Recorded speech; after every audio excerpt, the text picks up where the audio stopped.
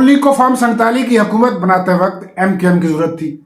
MKM की conditions में सिंध की गवर्नरशिप भी थी। MKM ने बैरिस्टर नसरीन जमील का नाम दिया जो रिजेक्ट हुआ। कामरान टैसूरी का नाम एक्सेप्ट कर लिया गया।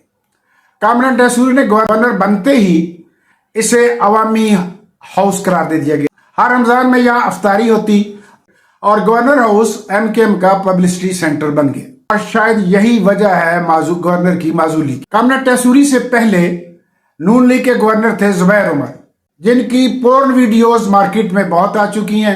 मेहमानों में गरीदा फारूकी का नाम भी शामिल था। मियां नवाज शरीफ की रिकमेंडेशन पर निहाल हाशमी मुतवक्के गवर्नर। अब देखना यह है कि वो कामरान टैसूरी की रवायत को बरकरार रखते हैं या जुबैर उमर की तारीख दोहराते हैं। MKM ने हुकूमत से अलहदगी का ऐलान किया है, मगर वो अलहदा नहीं होंगे, उनकी यही तारीख है।